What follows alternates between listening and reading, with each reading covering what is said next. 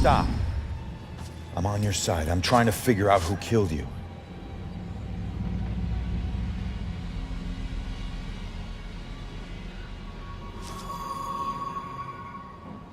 Yeah, I'm a cop.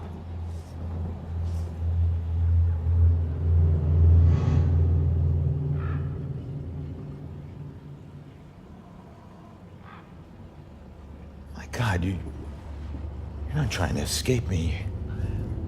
You want me to see something.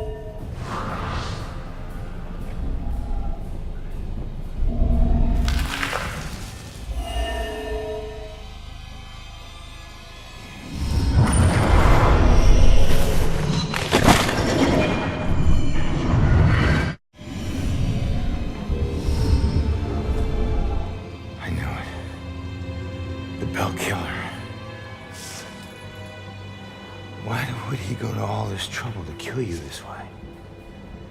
Hey, it's okay. You can come out of the water now.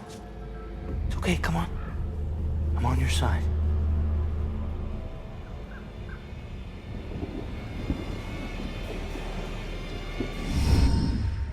I don't know about any contract. Please, just stop. The hell is this? Contract? What did he mean by contract? No. No, this is the memory of your murder. You're too young. You shouldn't see this.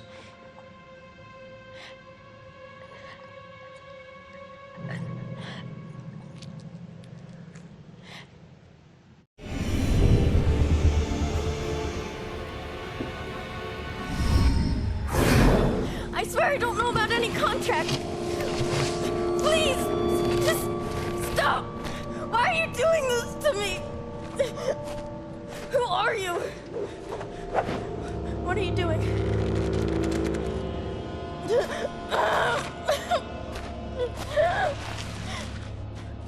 You're him! Oh, no!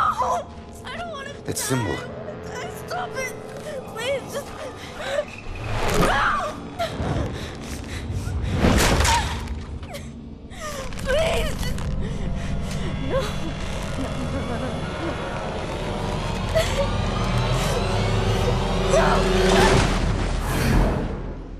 He drew on you. His symbol. It must have meant something.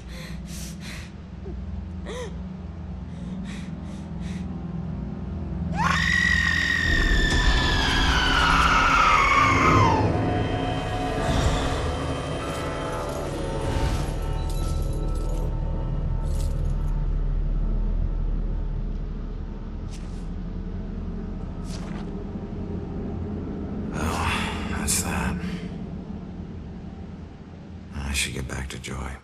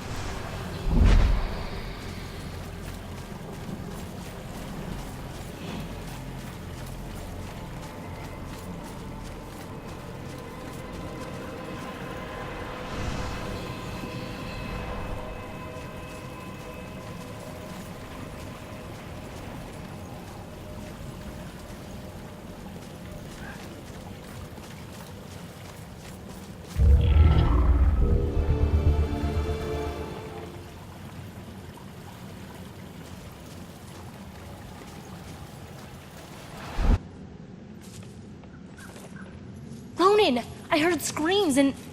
It's good that you're okay. Well, I'm still dead. Tell me you found something. Yeah, I did. Bell killer drowned the girl in the lake and let her body float downriver. My mother was right. This is a Bell killer case. Did you find anything about my mom? Memory residue or something? Sorry, kid. And it's a good thing you didn't see what he did to the girl. This guy is... he's sadistic.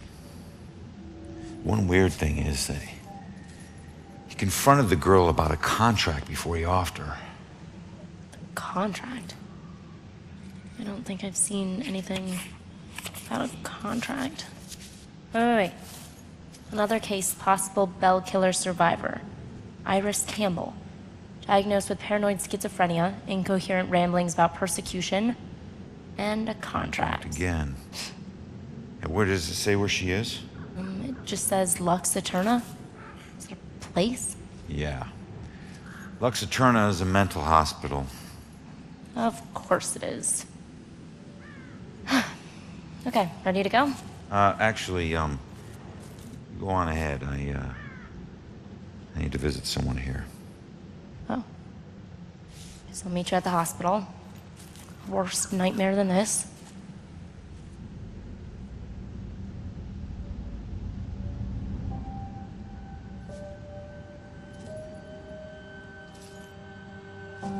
So, we'll be together soon.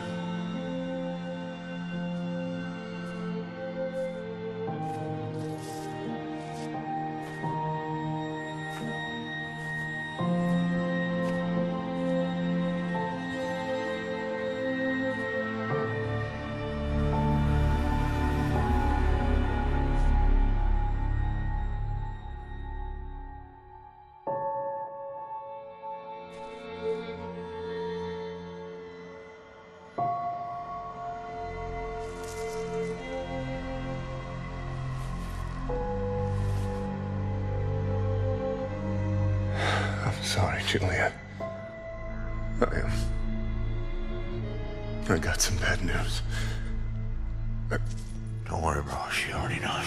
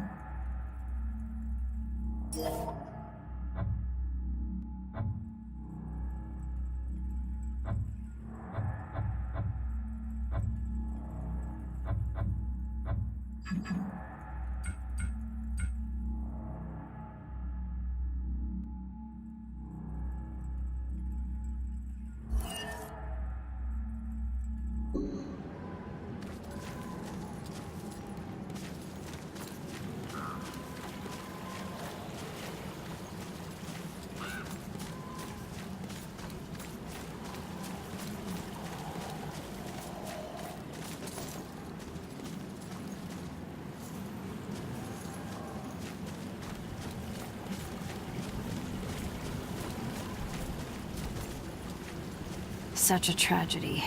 No one deserves that.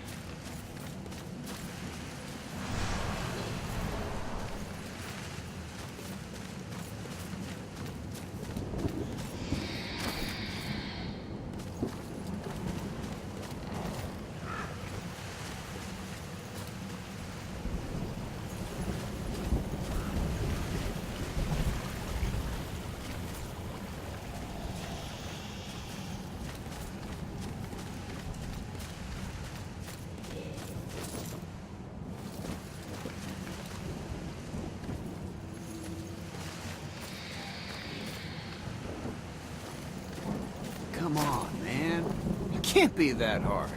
Then you get over here and try. Okay, I know.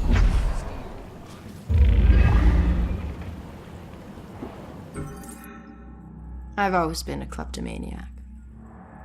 It's not that I was lazy or anything, I was just bored. Stolen goods were always more interesting to me. I could just look at whatever it was and relive the exciting memory of the theft itself. Sometimes I was worried that I'd get caught. Other times I was riding an adrenaline rush. But it wasn't until the last thing I ever stole that I truly felt afraid. I remember it like it was yesterday, despite the years I've been trying to forget it. My friends and I snuck into a graveyard to drink a few beers like we normally did on a boring weeknight. We headed for our usual spot, an old run-down mausoleum. Only this time it was locked. It seems someone had finally taken an interest in the dead guy it belonged to and didn't appreciate us partying there. So we split up and went looking for a new place. Finally, I found another mausoleum, and one of its walls had begun to crumble away, but I squeezed through. The inside looked the same as all the others, except for one thing. Lying there on top of the central tomb was a dusty frame that contained a wreath made of elaborately braided rope. Knowing that antiques were valuable, I took it. I figured I'd wait a week before selling it in case anyone reported it stolen. So when I got home, I hid it at the top of my closet and went to sleep. That night, I had horrible nightmares of a dead-faced hag with rotting flesh. No matter how many times I woke up, she always found her way back into my dreams. Over the next few days, the nightmares got worse. I'd wake up only to find clumps of my hair missing and my scalp bleeding. I chalked it up to stress and feelings of guilt about stealing from the graveyard. So the next day I went to a pawn shop to sell the wreath and be done with it. I could feel a shiver run down my spine when the pawnbroker informed me that the wreath wasn't made from rope at all. It was actually made from the human hair of a deceased loved one, as was customary in the late 1800s. I wanted the nightmares to stop, so I sold it to him. Unfortunately, it didn't work that way. Now, I spend my time trying to track it down, hoping to return it so I can finally get some sleep.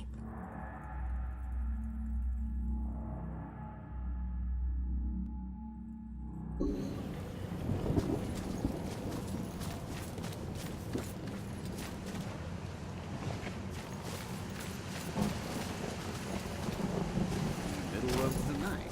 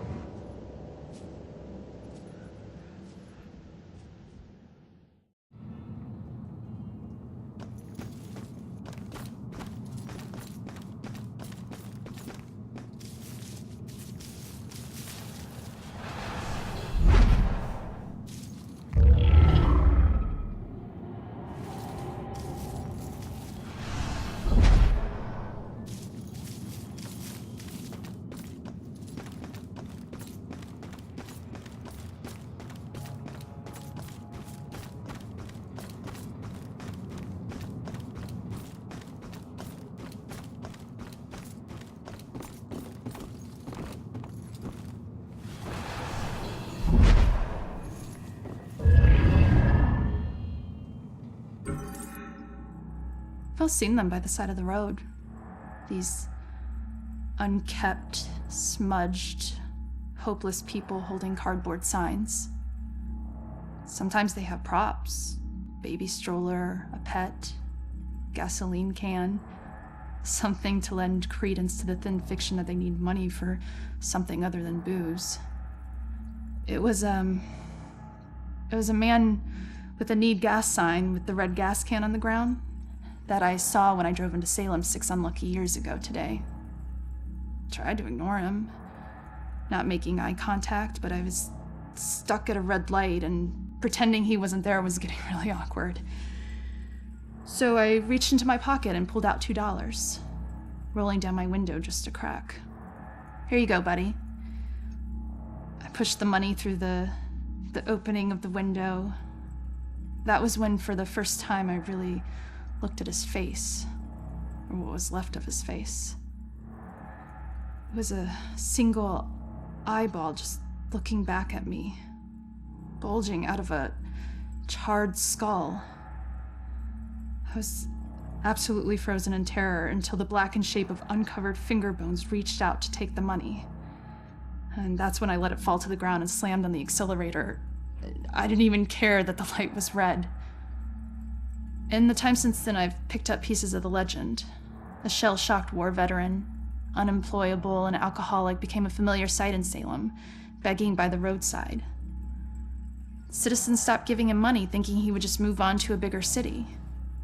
He responded by creating one of the most traumatic spectacles in town history, setting himself alight in the middle of town during evening rush hour. Ever since that roadside encounter, I've been seeing little wisps of flame out of the corner of my eye, like brief flashes that are gone as soon as I turn my head, sending nauseated chills through my whole body. Is this tormented spirit following me now?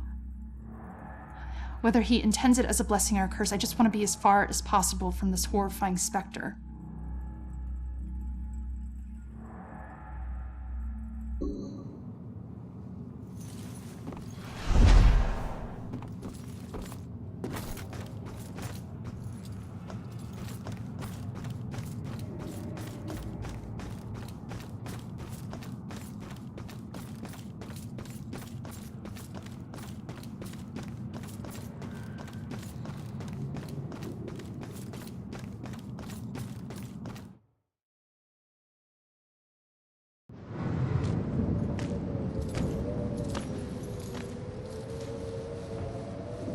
Mental hospitals.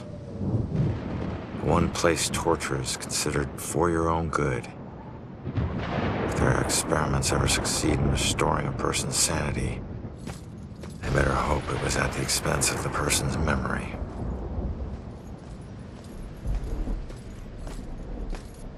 Ready? Relax, we're out of the graveyard. And into crazy town? A big improvement. People who see things nobody else can see end up living here. Not that crazy, come on. Okay, I'll help you get inside, but... But what? Look, if we're gonna ask this girl Iris about this contract, the asking needs to be done by a living person, right?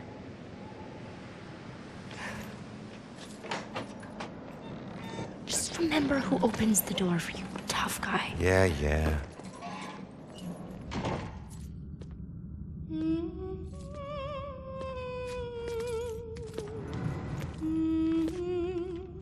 All right, kid. You're up. Now just find a way to get Iris's room number. Hi. I need your help. I'm looking for a friend.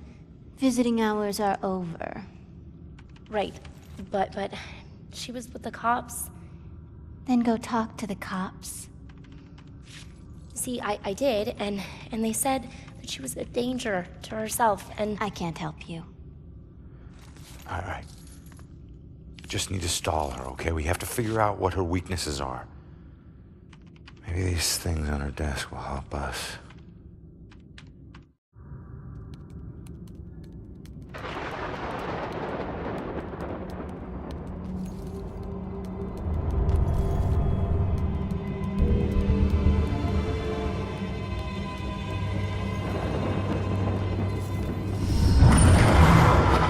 He's most likely a man of imposing size and stature.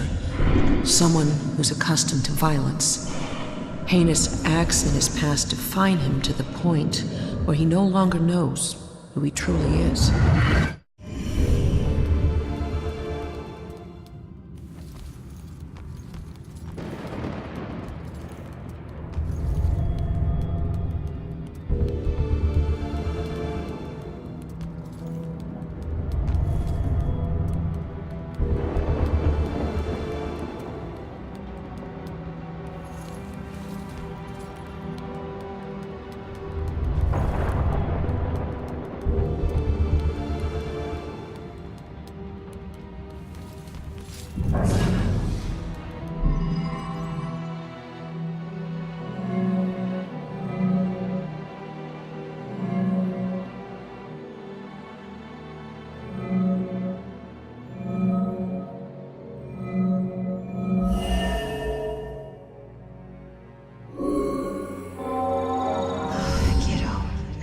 Being here and wondering if you're okay.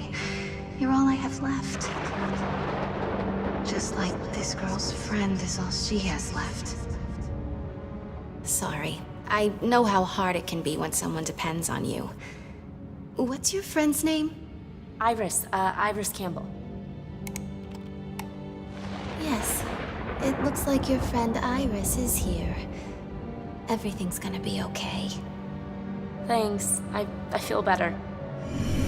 Hold tight, kid. I got this. Just need to get my eyes on her computer screen.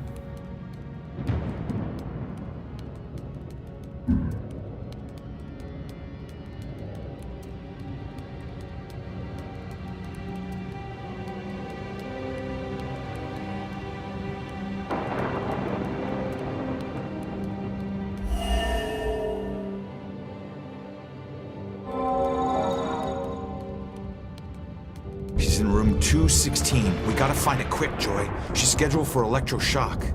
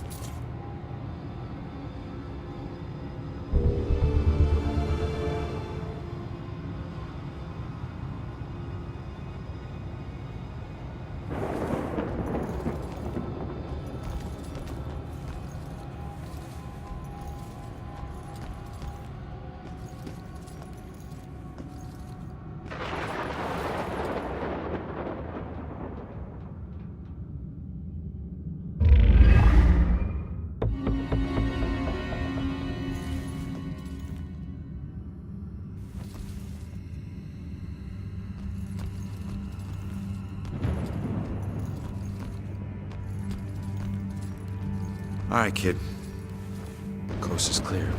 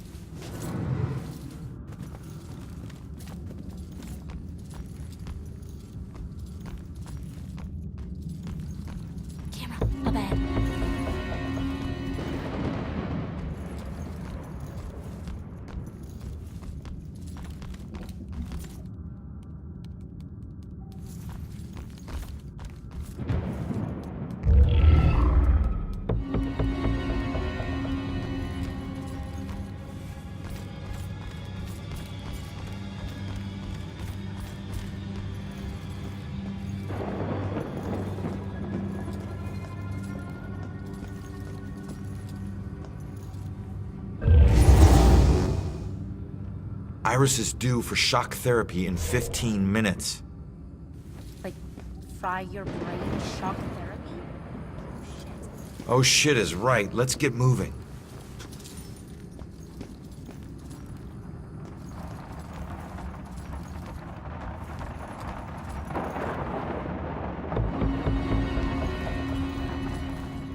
Another camera. Get on it.